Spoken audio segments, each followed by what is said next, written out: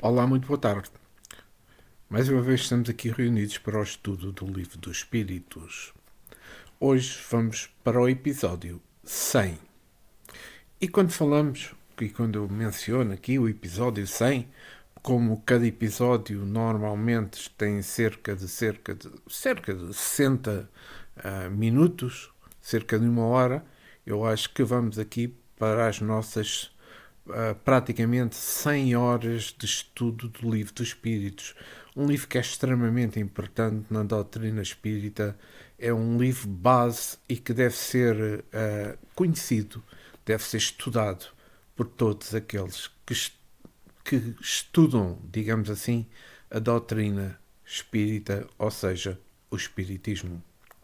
Pois é, episódio 100. São quase 6.000 minutos, não é? Que estamos aqui estudando, mas com um prazer enorme que eu tenho de estar convosco, um prazer enorme de partilhar conhecimentos que eu fui tendo ao longo de.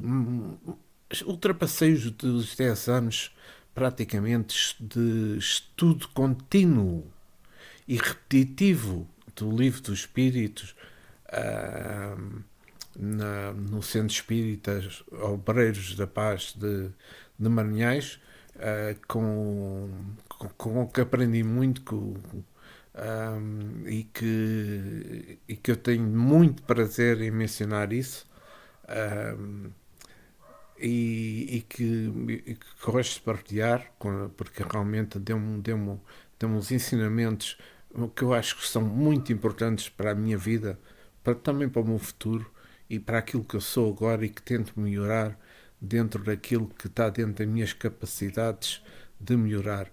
E estudar novamente o Livro dos Espíritos para mim é algo que aceito de extremamente bom grado e extremamente bom grado e que acho que volto a frisar, todos devíamos saber, todos devíamos saber partilhar estes conhecimentos básicos. Então vamos para o episódio 100 do estudo do Livro dos Espíritos. Mas antes quero pedir ao nosso Mestre Jesus, nosso irmão maior, o nosso guia espiritual, o guia espiritual da Terra, ao mentor deste trabalho, aos nossos guias, aos nossos amigos espirituais e também para todos aqueles que nos vão ouvir, para que tenhamos, neste momento que vamos fazer o estudo, o discernimento, a paz, o amor e também a caridade sempre presente em nós, para que eu possa partilhar da melhor forma, para o vosso entendimento, este estudo que vamos iniciar.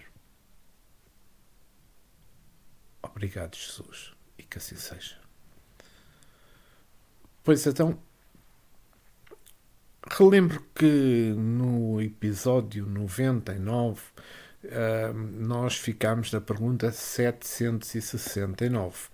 Eu recordo também que estamos na terceira parte das Leis Morais, capítulo 7, Lei da Sociedade, da Lei de Sociedade, perdão, e estamos sob o tema Vida de Isolamento, Voto de Silêncio. Pergunta 770 de Allan Kardec. Que se deve pensar dos que vivem em absoluta reclusão, fugindo ao pernicioso contacto do mundo? E o Espírito da Verdade responde: duplo egoísmo.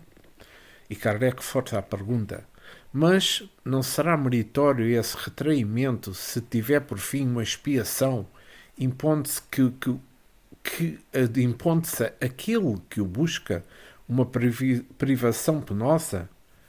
E os espíritos respondem: fazer maior soma de bem do que de mal constitui a melhor expiação.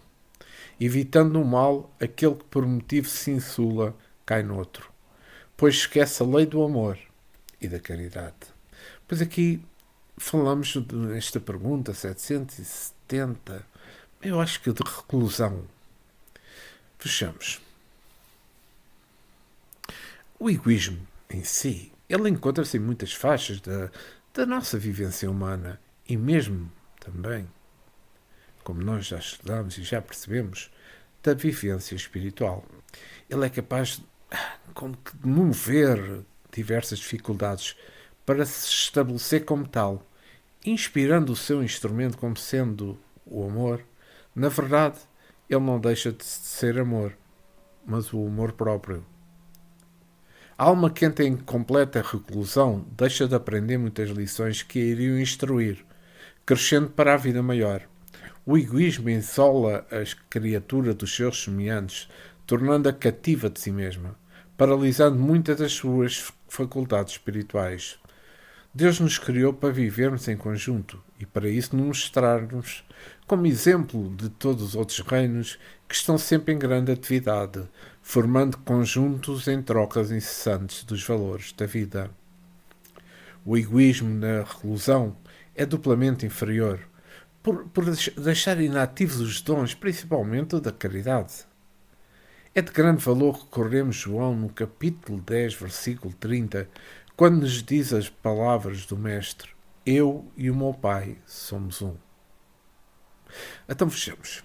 Se Jesus e o Pai estão unidos e Deus está sempre presente em toda a criação, Ele condena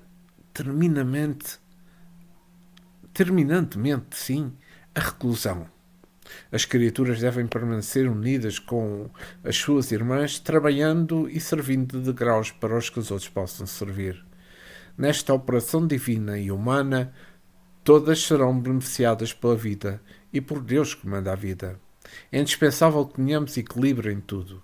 Os extremos é que nos fazem mal. No porte espiritual em que nos encontramos, é assim que funciona. Alguns momentos da meditação e a sós não fazem mal a ninguém. Em tudo que nos predica mais é o abuso das possibilidades que temos para crescer, instruindo e educando.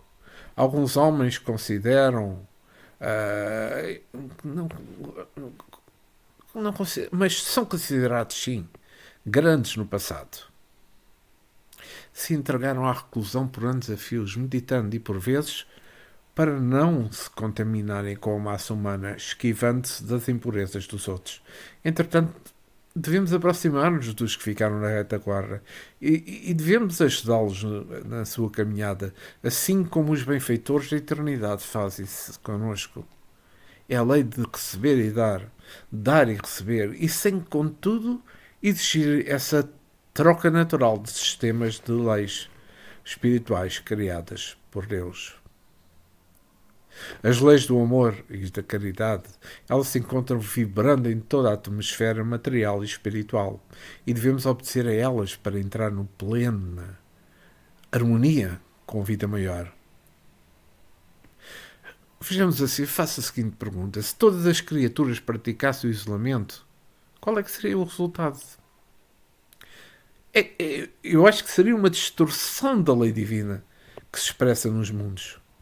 A doutrina dos espíritos, fazendo reviver o cristianismo na sua plenitude, nos mostra que a reclusão absoluta nos exclui da própria vida, pois nós encontramos Deus mais presente nos nossos corações e, em conjunto, é onde cada criatura desenvolve dons diversos para analisar a existência de Deus. É que todos nós evoluímos em conjunto. As claridades se fazem com mais evidência, ampliando a certeza de que o Pai se encontra em todo o lugar onde pulsa a vida. A vida dos corpos se evidencia porque tudo neles trabalha conjunto. Também os elementos reunidos na água, esse líquido divino que sustenta a vida na terra, em todos os reinos, estão em plena coesão, como se fosse o amor a se mostrar na matéria. A reclusão não pode acontecer ao homem que já é dotado de razão, no qual a inteligência é capaz de discernir o que não convém, principalmente o isolamento absoluto. Deus, o nosso Supremo de todas as coisas, encontra-se em plena atividade e dentro da própria criação. Um dia poderemos dizer um dia poderemos dizer como Jesus o fez. Eu e o Pai somos um. E vamos para a pergunta 771. Que pensar dos que fogem do mundo para se votarem ao Mister de Socorro, os de Mister de Socorrer, perdão, vou repetir a pergunta. Que pensar dos que fogem do mundo para se votarem ao Mister de Socorrer os desgraçados? E os espíritos respondem, eles se elevam, rebaixando-se. Têm o duplo mérito de se colocarem acima dos gozos materiais e de fazerem o bem, obedecendo à lei do trabalho. E Allan Kardec reforça aqui a pergunta. E dos que buscam no retiro a tranquilidade que certos trabalhos reclamam? Isso não é retraimento absoluto egoísta, reafirma os espíritas. Ai, os espíritos, enganei-me.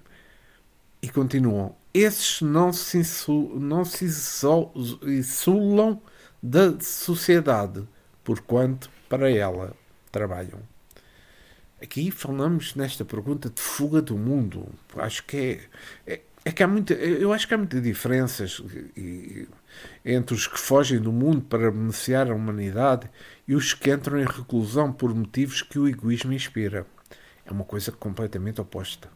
São motivos pessoais, motivos ilusórios.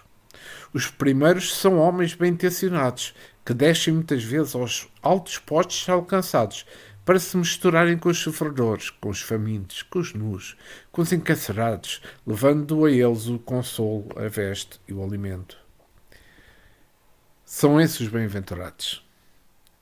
Eis aí onde não existe egoísmo, desaparecendo aí a vaidade. Nos segundos, o amor próprio entra em evidência, mostrando o que a pessoa é na escala da vida.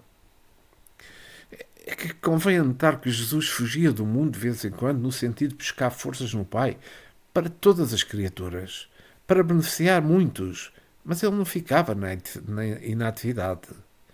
Os que fogem do mundo por instantes para buscar, para procurar, não é? Aquele conforto dos que sofrem, têm duplo mérito. Não ficam na ilusão. Ao tempo em que colhem recursos para que a caridade se expresse pelos processos do amor. Toda a religião, filosofia e mesmo ciência, cujos alicerces não sejam baseados no trabalho, não inspiram confiança. Ainda mais que esse trabalho seja para o bem da coletividade, para o bem de todos, porque o trabalho no bem é o mesmo amor em função perfeita para a caridade. As grandezas dos nossos dons é sobremaneira incompreensível para as decisões comuns. Os poderes de Deus em nós estão-se dilatando de cada dia que passa para recorrer à vontade do Criador. É que tudo vem de Deus. Até os nossos próprios pensamentos já vêm criados na maneira subtil. Como o hábito divino, chegando a nós para predisposição para se tornarem ideias. É por isso que somos co-criadores da vida. Deus nos lega esta grandeza de participar com Ele na motivação da vida imortal. Os companheiros que trabalharam e que trabalham juntos desvalidos podem até serem diminuídos às vistas humanas. Entretanto, eles crescem sempre com uma modalidade simples de ajudar. Dentro deles vibra o amor e não deixa de ser o céu, onde existe Deus na conexão divina com Jesus Cristo. Aos espíritas, aos quais estamos falando particularmente, não se devem entregar ao egoísmo, ao isolamento das suas faculdades, mas usá-los para o bem que devem fazer em todas as direções. É que o tempo passa e a oportunidade desaparece. Na nossa existência há muitos desejos que devemos aproveitar na obra do homem, mostrando a Deus mesmo que ele já o sabia, que despertamos para os trabalhos de luzes. Isso é que é importante. E vamos à pergunta 772. Que pensar do voto de silêncio prescrito por algumas seitas desde as mais remota antiguidade? E os espíritos respondem: perguntai antes a vós mesmo se a palavra é faculdade natural e porque Deus a concedeu ao homem. Deus condena o abuso e não usa as faculdades que lhe otorgou. Entretanto, o silêncio é útil, pois no silêncio põe-se em prática o reconhecimento. O teu espírito se torna mais livre e pode entrar em comunicação connosco. Mas o voto de silêncio é uma tolice. Sem dúvida, obedecem a uma boa intenção aos que consideram essas privações como atos de virtude. Enganam-se, no entanto, porque não compreendem suficientemente as verdadeiras leis de Deus.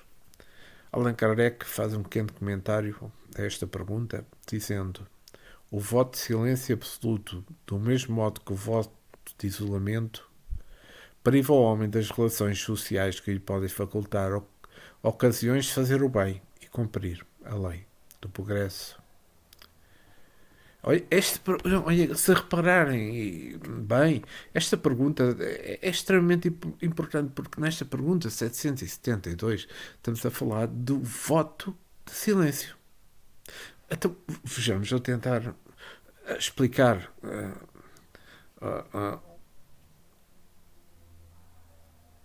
tudo o que vai aos extremos passa a restringir as possibilidades do bem. É que é absurdo o isolamento. A palavra foi entregue ao homem por Deus para ser usada. Ela gastou milhões de anos para o devido aprimoramento, tal qual se encontra, como terminamos o seu atrofiamento. O silêncio comedido por necessidade do aprendizado é nobre. O absoluto é erro gravíssimo, que faz esconder esse dom maravilhoso que pode servir ajudando a muitos que sofrem, padecendo os processos de espertamento da alma. Convém notar que tudo obedece ao tempo, para que a harmonia se faça com a alegria de todos. Ninguém pode conversar continuamente. E o silêncio é o sal, para que se possa ser mais útil nos trabalhos que compete a cada um fazer. As próprias letras que estão compondo uma mensagem mostrando os traços benfazejos do silêncio para que se possa compreender o que queremos dizer neste momento. O espaço entre uma e outra é o silêncio. E também assim é tudo na vida. Mas o que condena-se é o silêncio absoluto, que nada regula, nem transmite para os que têm necessidade de ouvir. O voto de silêncio é absoluto. O voto de silêncio é absoluto, perdão. É uma forma de discórdia, por vezes mais agressiva do que as palavras áspias que maculam no coração. Tudo em seu lugar é a hora certa. É a harmonia de Deus na expressão do amor. Nada se deve fazer, ou melhor, não se deve fazer, sim, o voto de silêncio. Devemos silenciar, sim, quando aparece a oportunidade contrária à caridade, nas linhas do mal, que não precisamos mencionar para os que já conhecem Jesus. Mas devemos falar e não calar, quando Jesus soluçar a nossa boca. O Evangelho do nosso Mestre Jesus é o código de luz para... O código de luz tem a capacidade de direcionar os homens e as almas de Deus, de modo a que a harmonia estabeleça o amor nos corações. Temos de silenciar, sim, no mal. Mas falemos e não nos calemos no bem. Como disse Jesus a Paulo de Tarso, a palavra é força poderosa, por ter nascido do Verbo de Deus, que ecoa em toda a criação. Tudo se comunica a cada ser. Cada coisa tem a sua linguagem na escala que a vida maior deu. As seitas que estabelecem o voto de silêncio no passado não fizeram visando o mal dos seus profitentes, mas para fazer calar o mal que eles poderiam fazer uns aos outros. Foi a procura dos meios de educação que vêm com o tempo, alcançando melhor progresso. Hoje não há lugar para esse exercício primitivo.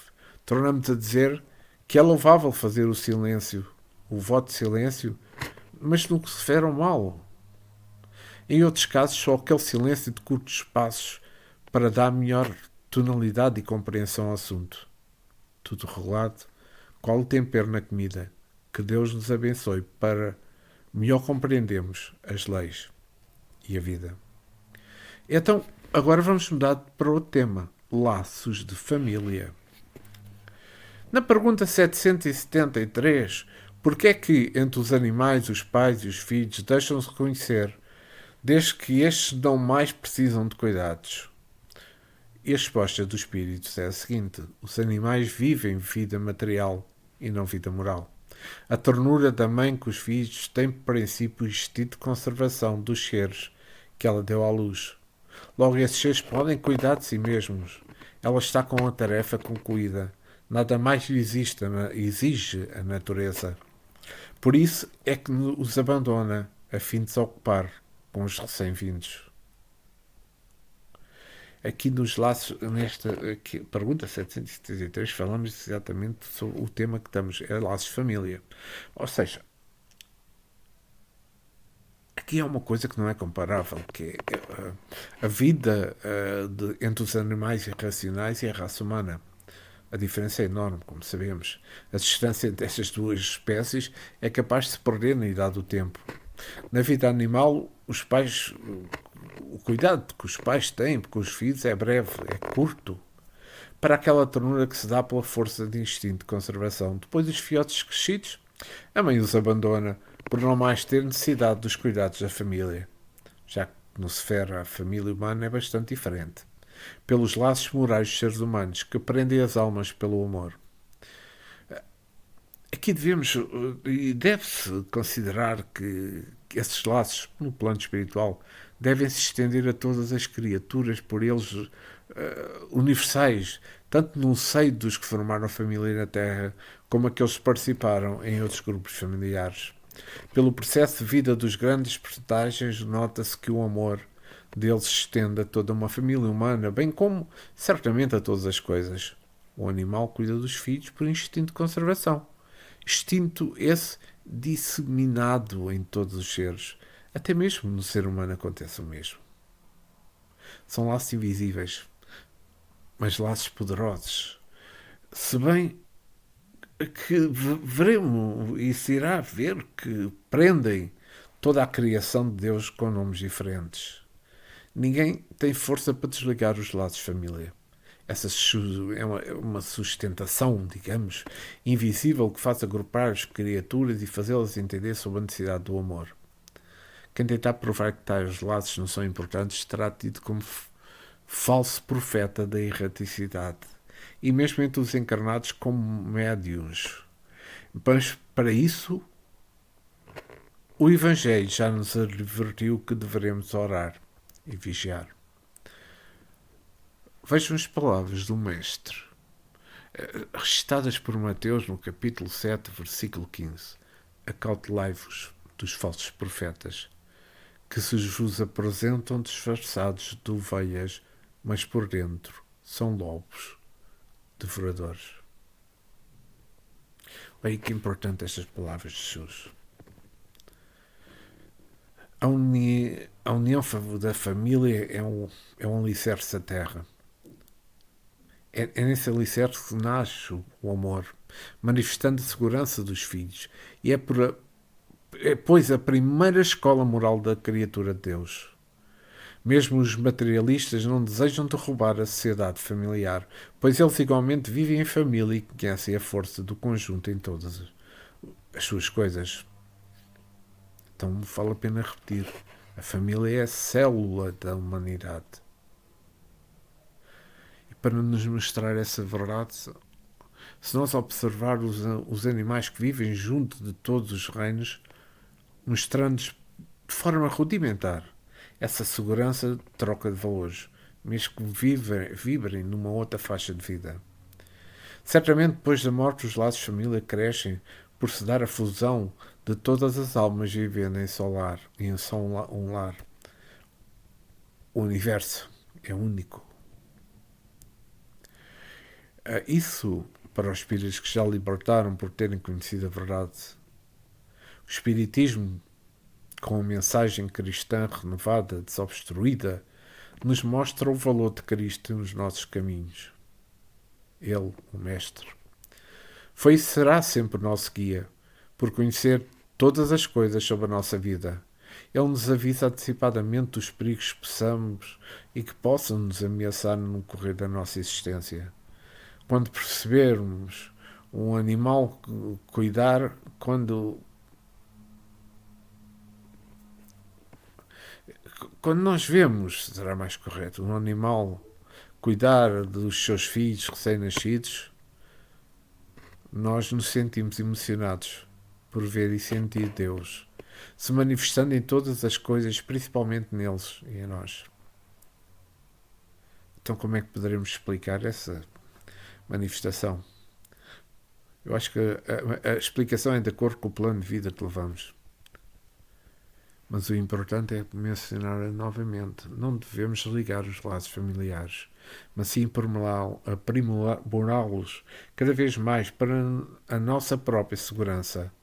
É o exemplo que devemos transmitir para as futuras gerações. Se os animais abandonam os seus filhos quando crescidos, não é porque quando acabou o princípio do amor dentro deles, pois essa força da vida nunca acaba. É pela necessidade de começar novos cuidados com outros que deve vir. Sim, os laços ficam para a eternidade, transformando-se no melhor. E a pergunta 774: há pessoas que, do facto de os animais, ao cabo de certo tempo, abandonarem as suas crias, deduzem não serem os laços de família entre os homens mais do que o resultado dos costumes sociais e não efeito de uma lei da natureza. Que devemos pensar a esse respeito? Pergunta Allan Kardec. E os espíritos respondem: diverso dos animais é o destino do homem. Porque então queremos identificá-lo com estes? Há no homem alguma coisa mais além das necessidades físicas? Há necessidade de progredir. Os laços sociais são necessários ao progresso e os de família mais apertados se tornam os primeiros. Eis porque o segundo constitui uma lei da natureza, que quis Deus que, por essa forma, os homens aprendessem a amar-se como irmãos. Pois, é verdade, pura verdade. Então aqui falamos sobre o destino do homem, nesta pergunta 774. O destino do homem é bem diferente do destino dos animais por o homem ter alcançado um grau a mais na dianteira da maturidade espiritual, como sabemos. Algum dia também os animais irão estar nesse degrau que estamos nós agora. Como já falei anteriormente, os animais abandonam as suas crias quando estas se tornam adultas, porque no meio deles a sua missão é somente aquele ponto. E para a frente é o processo de aprendizado de cada um. Perdão. A própria natureza os fez assim. Entre os homens é diferente. Eles têm necessidade de permanecer mais tempo juntos, em família, porque os deveres e a preparação é mais engenhosa, dada a sua capacidade de simulação para ante a vida. Então, se nós observarmos o reino anterior ao animal, também só para dar uma pequena ideia, não é, sobre este assunto. A árvore frutífera, quando não se encontra quem a separe dos seus frutos, os seus filhos, digamos, eles amadurecem e a natureza faz a separação normal, para depois a árvore entrar em preparo, no caso de muitas delas, para gerarem novos filhos, supostamente. Esse facto, e eu disse supostamente porque utilizei a palavra filhos, claro, estou a falar de frutas, mas são, poderei considerar, de uma forma allegórica talvez, são os filhos da árvore os frutos. Esse facto que eu falei agora é a lei natural. Na verdade, até os minerais geram minerais. Tudo na vida se multiplica pelas bênçãos que Deus e necessidade pelas bênçãos de Deus e da necessidade da vida. Na escala evolutiva que se processa, se nós na escala evolutiva, antes de dizer, se nós anotarmos que na escala da alma, ou então utilizando a palavra escala evolutiva que se processa pela vontade de Deus, cada degrau se sobe é uma nova expressão que se vê, trazendo para cada um o traço do progresso na alma divina, envolvido em roupagens diferentes. No homem há alguma coisa mais, além das necessidades físicas, pois começa nele a se incorporar os direitos e os deveres da vida espiritual, pelo fato da sua elevação, em que se comparam com os dos animais, comportando dons desenvolvidos que escapam aos da sua retaguarda. Como poderemos entender, os anjos, digamos, na sua estrutura, diferem e muito do homem encarnado. Cada posição tem o que merece e precisa para a sua vida manter-se em equilíbrio. Nós, os seres humanos, somos dotados de razão por maturidade e não pela bênção especial. E essa razão apresenta-se com inteligência, requer outras necessidades para não as dos animais, que ainda se encontram movidos pelos instintos. O homem tem deveres que não ficam somente a alimentar-se, pois os seus irmãos da retaguarda, como os seus irmãos da retaguarda, não é? Surgem em seus caminhos a higiene, a necessidade de vestuário, a escola, a sociedade e demais outros aspectos que a vida lhes impõe para o seu desenvolvimento espiritual. Ainda mais, ele enfrenta as controvérsias, a que chamamos de erros, para fazê-los compreender o alcance dos espíritos puros. E cada geração vai mostrar mais necessidade de ampliar os conhecimentos pela força do progresso. Jesus veio à Terra para inovar conceitos e fazer entender qualidades espirituais até então ignoradas pelos povos. Era por isso que a multidão o procurava para ouvir a sua palavra iluminada e santa. Lucas, e segundo as anotações de Lucas, no capítulo 15, versículo 1, aproximaram-se de Jesus todos os publicanos e pecadores para ouvirem. Os publicanos tinham necessidade de ouvir o que não conheciam. Jesus era como uma escola volante para todas as criaturas que pudessem escutá-lo. A necessidade de progredir está vinculada à lei de Deus. Mesmo que queiramos ficar estacionários, não poderemos, porque o progresso é uma lei divina que atinge em todas as latitudes humanas. Os animais não têm vida religiosa, social ou política. As necessidades que emanam desse posicionamento evolutivo são somente para os homens. O dever natural dos animais é criar os seus filhos, até ao ponto que eles sabem qual, sem organizar famílias, como acontece com os seres humanos.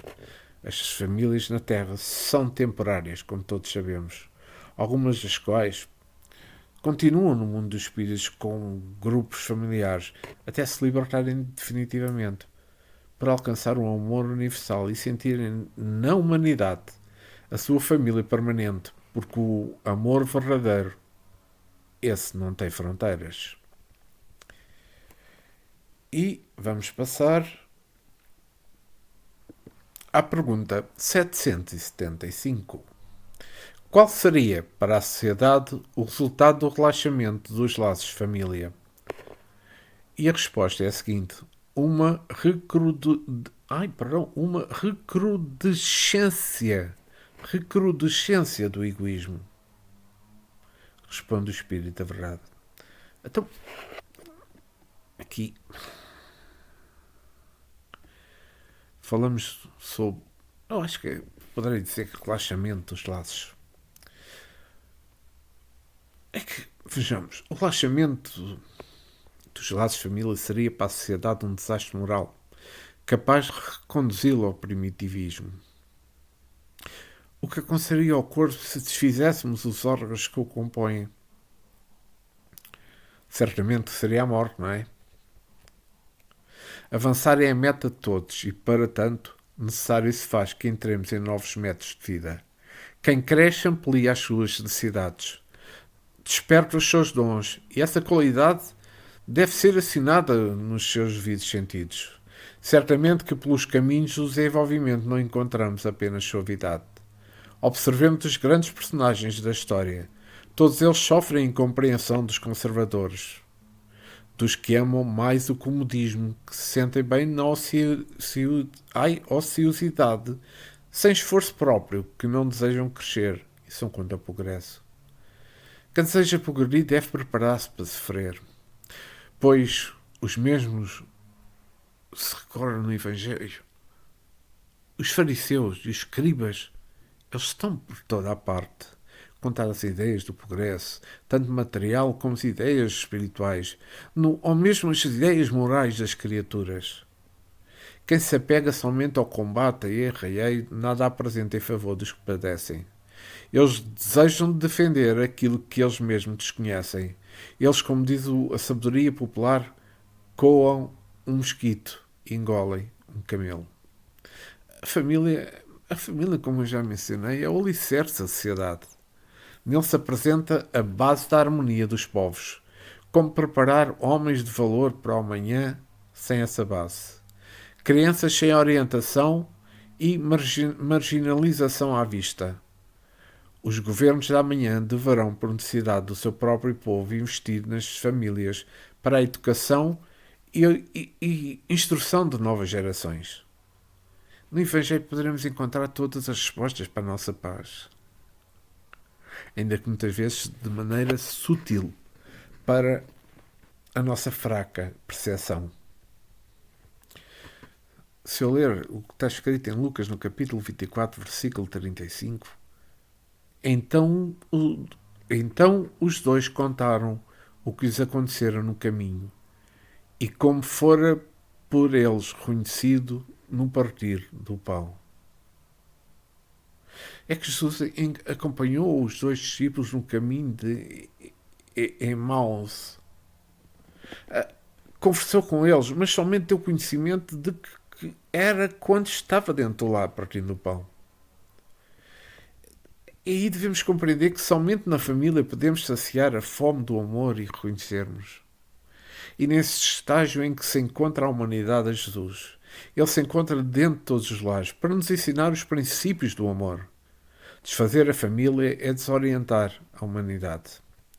O combate ao egoísmo começa no lar, porque ali passamos a nos interessar uns aos outros, já com certo desprendimento. Esta é verdade. Como criar filhos com bom comportamento sem a presença dos pais, sem o aconchego dos companheiros e família?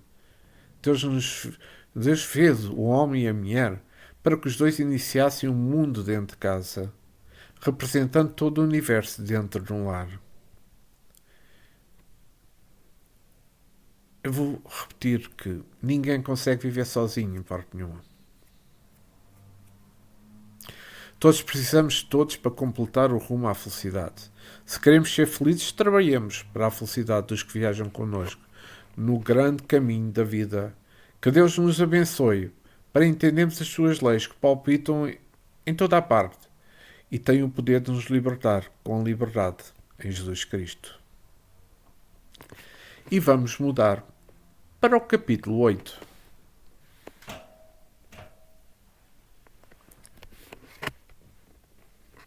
Da lei do progresso. Iremos falar neste capítulo 8 sobre o tema Estado da Natureza, Marcha do Progresso, povos degenerados, civilização, progresso da legislação humana, a influência do espiritismo no progresso.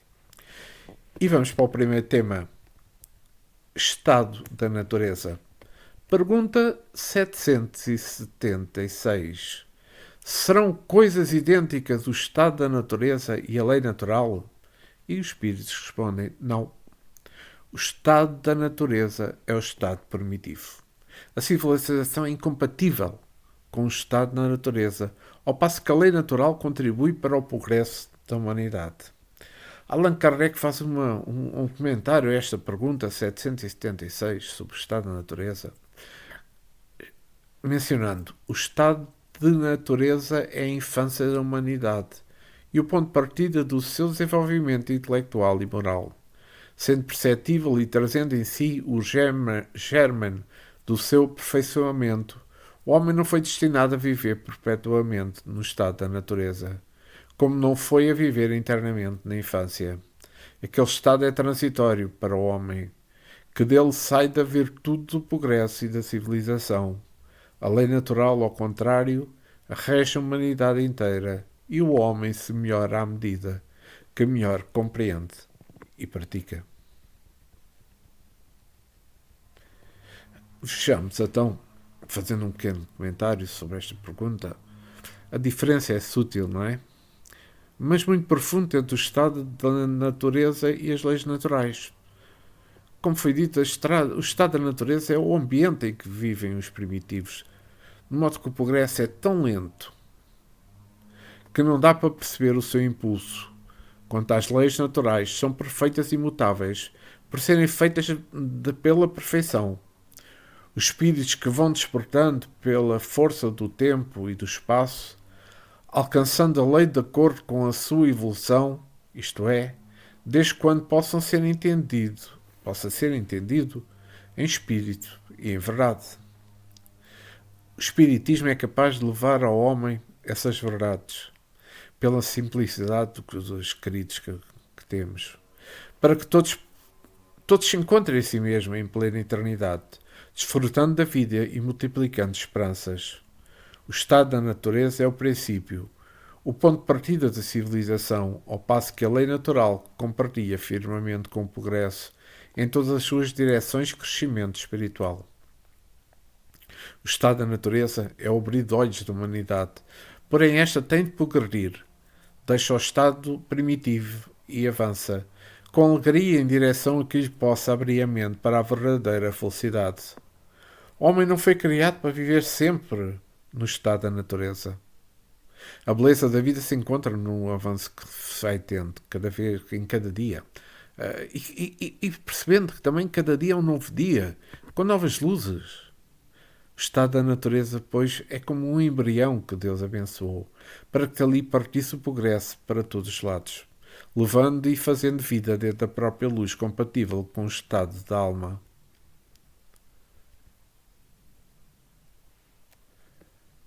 Pedro mencionou no Ato dos Apóstolos, no capítulo 3, versículo 6: não possuo nem prata nem ouro, mas o que tenho, isso te dou. Em nome de Jesus Cristo, o Nazareno, levanta-te e anda.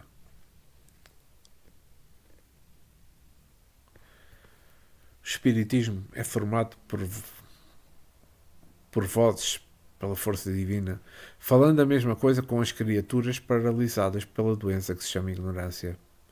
Mas a sua voz, pelo verbo de Cristo, é forte. Nada tenho material, mas o que te dou, isso te dou. Levanta-te e anda. Os espíritos devem se levantar do ambiente negativo e aprender com Jesus todas as ciências da vida, que se encontram no amor, naquele amor a que tudo serve, que a tudo perdoa, que a tudo alegra no bem para a humanidade, que a tudo ensina, formando a força da caridade, o seu ambiente de vida. A doutrina dos espíritos vem tirar o homem do estado de natureza para colocá-lo frente à razão, e essa descobrir a verdadeira que o tornará livre. Aquele estado da natureza é transitório, mas necessário, onde o progresso descansa e se prepara para o avanço do progresso. Isso é que é importante. E a pergunta 777. Tendo o homem, no estado de natureza menos necessidades, isento deixado das tribulações que para si mesmo cria, quando num estado de maior adiantamento, diante disso que se deve pensar da opinião dos que consideram aquele estado como o da mais perfeita felicidade na Terra. E os espíritos são muito diretos a responder: que queres? é a felicidade do bruto. Há pessoas que não compreendem outra. É ser feliz à maneira dos animais. As crianças também são mais felizes do que os homens feitos. Olha a resposta tão direta. Falamos aqui sobre felicidade. É que os extremos se confundem. A vida do homem primitivo tem alguns traços da de um santo. Um aceita tudo o que a natureza modela e seu caminho, e o outro aceita tudo o que possa acontecer sem desespero, sem reclamação, tirando de todos os acontecimentos lições valiosas. Já na situação intermediária, como no caso que se encontra a humanidade atualmente, o estado íntimo é outro. A alma dotada de razão mais desenvolvida, onde o egoísmo e o orgulho participam em toda a sua vida, oferecem mais campo à revolta pelas fêmeas, às inquietações, procurando aqui e acolá, por os meios que se expõem, a própria satisfação pessoal, não sendo capaz de procurar a felicidade no interior. Não no interior, no exterior. Ela cai em estafa. E a dor se coloca em posição de encontrar notícias de felicidade dentro de si mesmo. O homem, no estado de natureza, parece que vive feliz. No entanto, a felicidade ainda não é essa. A felicidade verdadeira é aquela onde a consciência se encontra em sintonia com a harmonia divina. A consciência imperturbável de que tudo tira lições sem exigir nada dos outros. Nem se altera com nada.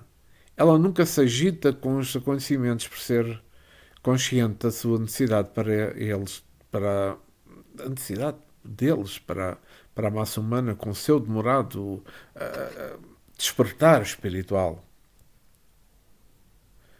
É que a maioria das criaturas não entende felicidade, a não ser a dos brutos, gozando as coisas na terra, com viagens longas em vários países, com mansões requintadas, com alimentos exóticos e antinaturais, com roupas luxuosas e assim por diante. Eles procuram desse modo a felicidade na terra.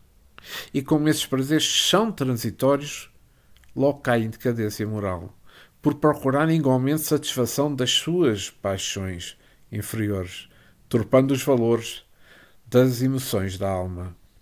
Eles esquecem-se que a felicidade está mais perto dos que pensam, porque está dentro delas, porque essa felicidade está dentro delas mesmas.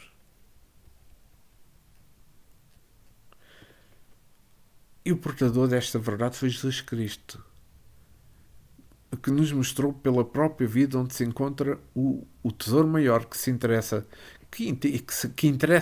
a todos os que buscam a Deus. E vou aqui só ler o que Lucas informa no capítulo 15, versículo 4, de maneira sutil, onde se encontra a ovelha divina que reflete todo o rebanho, e ele restou as seguintes palavras do Mestre. Qual dentre vós é o homem que, possuindo 100 ovelhas e perdendo uma delas, não deixa no deserto as 99 e vai em busca da que se perdeu até encontrá-la? As 99 são os reflexos daquela que se perdeu no deserto do coração, que se encontra dormindo na intimidade da vida da alma. Então o homem parte para encontrá-la. E quando a acha, a sua alegria é muito grande. Porque encontrando-a, todas as outras são salvas na unidade de Deus. É que o Evangelho está escrito em todas as dimensões que se possa alcançar, como a fonte da vida, para a vida de todas as criaturas. Quando se diz que Jesus é o mestre dos mestres, é para compreendermos, sentimos a segurança da sua presença em nós, que desejamos vivê-la nos seus preceitos. Todas as suas todas as suas palavras são de vida e de vida interna. Então procuremos a ovelha perdida do nosso mundo interno.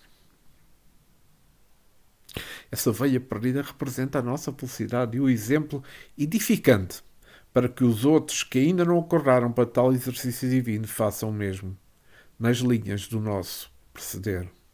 A felicidade verdadeira é aquela que é consciente e que sabe porque ama a tudo e a todos, O bruto é feliz em sua vida, Ruth. Muitos homens são felizes comendo e bebendo, mas a felicidade real, aquela cujo caminho o Cristo nos ensinou é outra, que nos alimenta em espírito com o pão que veio do céu, em forma de amor. E nisto, vamos para a pergunta 778. Pode o homem retrogradar para o estado na natureza? Olha, que esta pergunta todos nós temos que saber já, não é? Mas Kardec faz porque eu percebo porquê, mas eu já vou explicar. E a resposta do Espírito é a seguinte: não. O homem tem de progredir incessantemente e não pode volver ao estado de infância. Deste progredir é porque Deus assim o quer. Pensar que possa retrogradar à sua primitiva condição fora negar a lei do progresso. Retrogradar é o que falamos aqui nesta pergunta 768. Mas vamos. Já percebemos todos e já entendíamos antes de ler esta pergunta e esta resposta do Espírito, da verdade, que o homem não pode regredir no seu estado para o seu estado primitivo, pois Deus não o fez para tal. É que dentro de cada criatura existem dons que vão floreando com o tempo. E esse tempo é encarregado de fazer entrar o progresso por numerosos processos, inclusive uma daquelas que por vezes, quando não utilizamos o amor, inclusive o da dor, não é? Como costumamos dizer. Nós passamos por muitos meios, por fases inúmeras de evolução. É por isso que os benfeitores da eternidade não se revoltam com a nossa incompreensão. E porquê? Porque eles são tolerantes e andam connosco no caminho, nos inspirando para as qualidades superiores. São conscientes de que ninguém se perde, pois somos filhos de Deus com os mesmos valores na intimidade. Aqueles que hoje estão em estado de angelitude não receberam esse estado de felicidade por um simples arrependimento ou toque de mão divina, mas na esteira do tempo e pelo esforço próprio, na aquisição de qualidades espirituais que dormiam na cidade da consciência. E aqui eu acho que é sempre importante referir que a beleza da vida é que ninguém regride. O avanço para melhor é a lei natural feita por Deus que ninguém muda. É lei eterna. Os espíritos vivem em várias escalas, como todos sabemos, as diversas escalas que existem tanto nos vários estados, digamos assim, onde a evolução os colocou por justiça. Quando nós estamos integrados no bem, procuramos aperfeiçoar cada vez mais. Os nossos irmãos passam-nos a imitar. Ainda que não tenhamos o reconhecimento público, isto não tem importância nenhuma. Nós já recebemos a recompensa de vivermos no bem. E ainda mais, que é por nós, não é contra nós. Jesus, conforme anotado por Marcos no capítulo 9, versículo 39, nos fez pensar e descobrir a humildade quando nos diz: não os proibais, porque ninguém há que faça milagre em meu nome e logo a seguir possa falar mal de mim. Então, quem dá exemplo do bem não deve esperar louvores dos homens. Esses louvores estão sempre encarregados de vaidade que nos faz mal ao coração. Não devemos regredir nas nossas intenções, nem abrir as portas de sentimentos para o orgulho e o egoísmo, porque se a alma não pode regredir por lei universal de Deus e se insistimos em parar o nosso progresso, a natureza divina aplicará meios dolorosos para que voltemos a andar e o sofrimento poderá ser o resultado do nosso mau entendimento. Eu acho que deu para perceber isto. Então, façamos o seguinte. Nós agradecemos, que possamos agradecer ao codificador da doutrina espírita Allan Kardec servir de instrumento da descida de luz consoladora para nos instruir nos dois planos da vida. Desta maneira, a verdade se nos apresenta com mais claridade para nos tornar livres. Não podemos renegar a lei do progresso, por ela ser a lei de Deus. Se observarmos com atenção, encontraremos essa lei em tudo. Tudo cresce, tudo avança para melhor. Todo homem tem estado de natureza. É mais lento nas suas atividades em vista das poucas necessidades. O próprio pensamento é mais lento, é movido quase que totalmente pelos instintos. As suas exigências para viver no que ele pensa ser felicidade são as mínimas, porém, ele não pode ficar nesse estado para sempre. A lei do progresso o convida para o alto e para a frente. Assim que ele queira se acomodar no seu estado primitivo, ele não foi criado para isto, e sim para avançar, conquistando novos horizontes da vida e ampliando qualidades, cujo germe ele traz inquieto dentro de si, querendo desabrochar. É Deus querendo ficar mais visível dentro da alma, e quem pode ir contra Deus. E vamos à pergunta 779. Hoje será a última pergunta que iremos estudar, sob o tema A Marcha do Progresso. A força para progredir áurea o homem em si mesmo, ou o progresso é apenas fruto do ensinamento? O homem se desenvolve por si mesmo, naturalmente, mas nem todos o progridem simultaneamente. E, do mesmo modo, dar-se-á então que os mais adiantados procuram o progresso dos outros por meio do contacto social? Responde os espíritos da verdade. E aqui nesta pergunta 779 falamos sobre a marcha do progresso. Então vejamos. O progresso é a força de Deus na intimidade das criaturas. Tudo cresce pela lei que determina o despertar de qualidades espirituais por vontade de Deus. Algum homem pode ou tem o poder de entravar o progresso, pois ele é um gênio de mil possibilidades, que agem todas as direções da vida. A própria Terra, com o passar dos tempos, vai ficando cada vez mais purificada. O ar mais leve, as algas mais úteis, os animais, as plantas, com expressões mais adiantadas, e o homem é o mais progride, o que mais assimila o progresso. Como disse Jesus, a quem tem, mais será dado.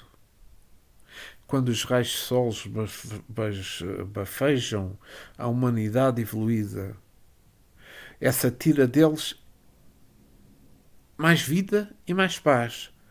Se nós notarmos que as crianças de hoje, com poucos anos, já demonstram mais conhecimentos que as crianças da mesma idade do passado, são espíritos que progrediram, voltando a novas vestes. O próprio corpo físico também atendeu ao progresso, ofertando o seu ocupante meios de expressar melhor a sua inteligência, mostrando a evolução que teve no esteiro do tempo. Ninguém tem marcha de progresso. Deus fez tudo perfeito, sem nada faltar, pois é todo perfeição, é imutável nas suas qualidades, é onisciente. Ele nada irá fazer imperfeito. Na intimidade, tudo saiu das suas mãos magnânimas e santas, está na perfeição. O que notamos imperfeito é por falta de visão nossa. Em tudo dorme a perfeição. Também dependendo do despertamento espiritual que o progresso pode fazer gradativamente. É nesse caso que é necessário que se faça a parte das criaturas. O esforço próprio de cada um para a sua paz espiritual. Eis por que chamamos conquista, não é? O progresso é a luz espiritual que pode nascer dentro de cada um de nós, no centro da vida, mas com as bênçãos do Criador que se encontram em toda a parte. O homem se desenvolve por si mesmo, e isso é um modo de expressar a parte que ele deve fazer, ganhando a sua felicidade. Mas tudo vem de Deus, somente Ele é o benfeitor universal, e nós outros seus co-criadores. A ignorância, pensam alguns, entrava o progresso em si mesmo as coisas. Não se enganam. Pode crescer pela força do tempo, que não passa da força de Deus. E assim, assentando, chamou os 12 e lhes disse, está escrito em Marcos, no capítulo 9, versículo 35, se alguém quer ser o primeiro, será o último e servo de todos. Ou seja, quem tentar impedir as leis naturais passa a ser o servo dessas leis, para aprender com humildade e a servir à vontade de Deus com os seus atributos divinos, se expressando em todas as direções da vida. Então, se queremos ser felizes, trabalhemos na mudança para melhor todos os dias.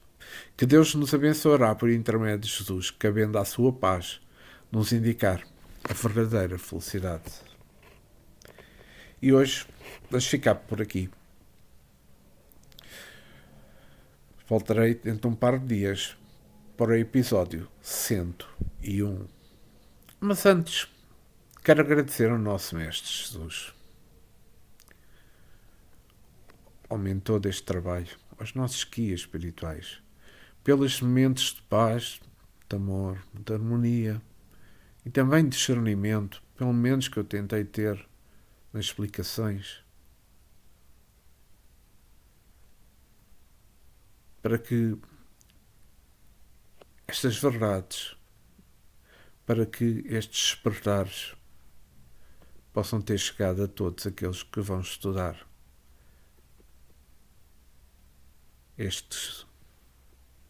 ler ou estudar este estudo do Livro dos Espíritos.